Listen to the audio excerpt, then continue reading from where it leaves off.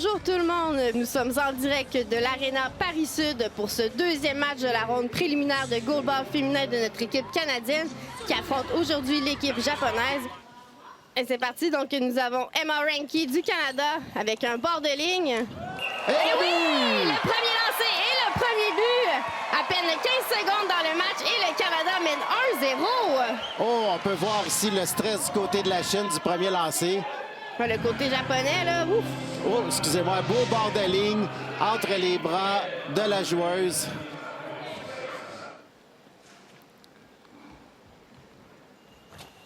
Ici, Agiwara sera à surveiller. C'est elle qui a marqué les 3 buts hier lors du match contre la Corée, qui a fait un excellent bord de ligne sur le poteau canadien. Un ballon à l'extérieur, donc, permet à l'équipe du Canada de conserver son 10 secondes pour lancer le ballon. Le ballon... Ouh! On peut voir Agiwara du côté japonais là, qui se déplace beaucoup sur la ligne de but pour essayer de tromper, amener de la confusion à la défensive canadienne. Bord de ligne à l'extérieur du Japon. On utilise le plein temps disponible à 10 secondes au niveau du Japon. C'est sûr, l'avantage que ça donne, c'est que quand le ballon, on n'entend pas les grelots, les athlètes sont plus concentrés à savoir de quel endroit le lancier viendra. Donc, belle stratégie du Japon là-dessus.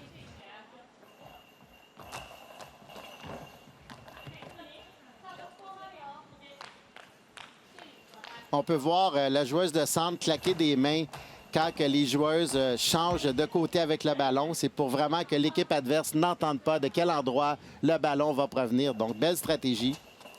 On voit beaucoup de stratégies au niveau des lancers du côté japonais. Là, ils se déplacent beaucoup le long du but pour essayer de vraiment venir tromper nos Canadiennes. Ballon perdu par l'équipe canadienne. Donc, le ballon retourne de l'autre côté lorsque le ballon franchit la zone neutre de l'extérieur. Donc, on a une perte de possession du ballon.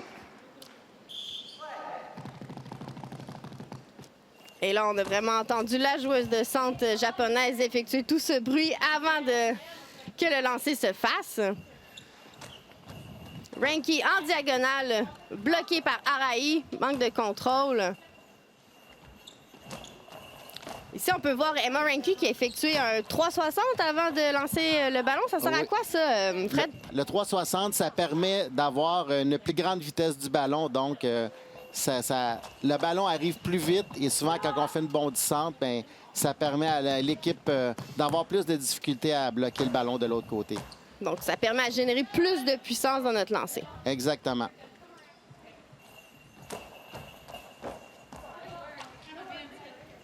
Des lancers quand même puissants de chaque côté. Si on compare à la partie hier contre la France, l'équipe canadienne, c'est quand même une grande différence pour elle en ce moment. Oui, on peut voir qu'elle affronte quand même une meilleure défensive aussi. Exactement.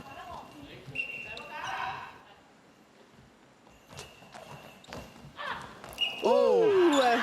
Bloc ici là, de Emma Reinke qui a dévié sur le poteau à l'extérieur. Au moins, elle n'est pas rentrée dans la lucarne. On peut voir la vitesse des retours de lancer là-dessus. C'était vraiment un beau lancer de la part de l'équipe du Japon. Emma Reinke qui repart en bord de ligne, malheureusement à l'extérieur du terrain.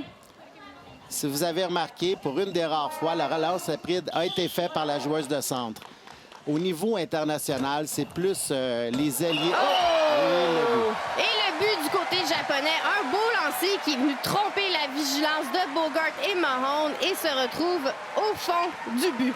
On peut remarquer le déplacement de la lanceuse pour tromper justement l'équipe du Canada.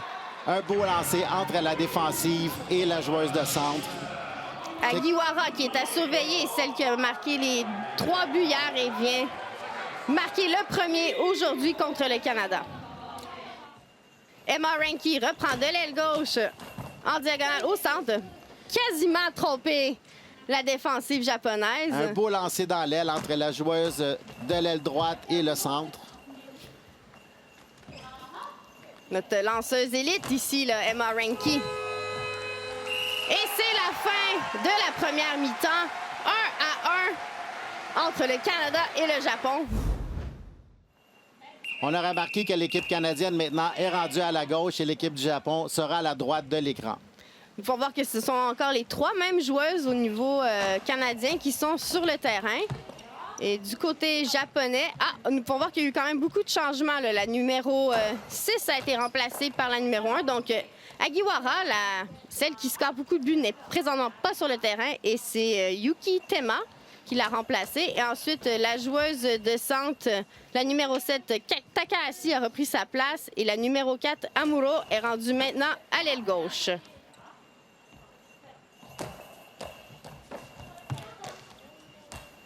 Beau contrôle au niveau du bloc japonais. Remet à la numéro 4, Amuro, à l'extérieur, en diagonale. Ballon bloqué à l'extérieur, donc les 10 secondes s'arrêtent, qui va favoriser l'équipe canadienne, prendre une petite pause avant d'effectuer la relance.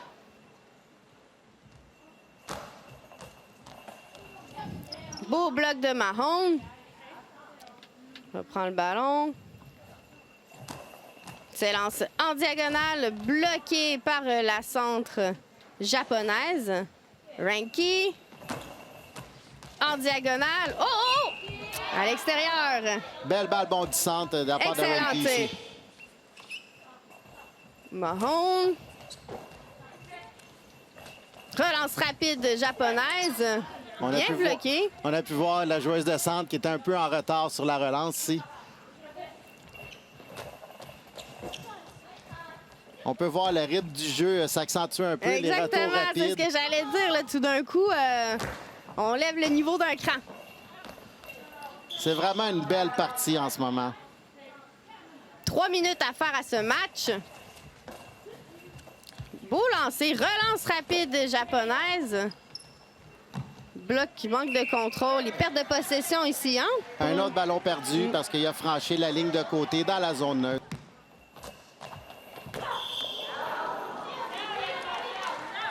On a une partie en ce moment entre l'équipe qui a fini 9e au dernier Paralympique à Tokyo et le Japon qui a gagné la médaille de bronze. Donc, c'est quand même une très bonne équipe, la japonaise. Et qu'elle est menaçante, cette Agiwara. Son dernier lancé, le bord de ligne qui a touché le poteau. Hein.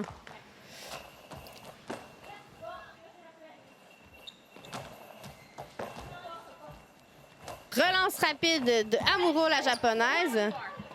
Beau bloc d'équipe ici, vraiment.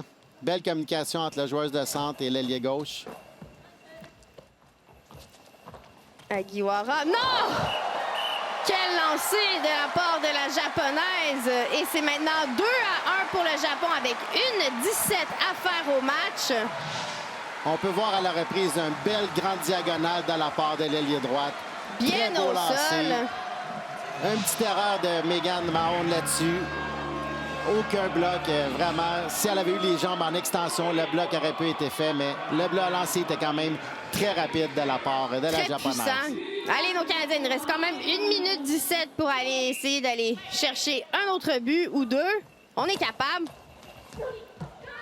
Donc, au bord, quand même, 1 minute 17, c'est long. Ah, il y a une possibilité d'avoir à peu près 5 lancés de chaque côté avec 1 minute, donc c'est encore possible. Allez, les filles! Ah, stratégie de l'équipe canadienne de prendre une substitution. Donc, finalement, nous allons voir notre capitaine Amy Burke faire son entrée sur le terrain en remplacement de Megan Mahone. Elle a un excellent tir, notre capitaine. C'est parti, bondissante diagonale, bloqué par la centre japonaise. Emma Ranky, s'élance en diagonale, bloqué. 20 secondes à ce match.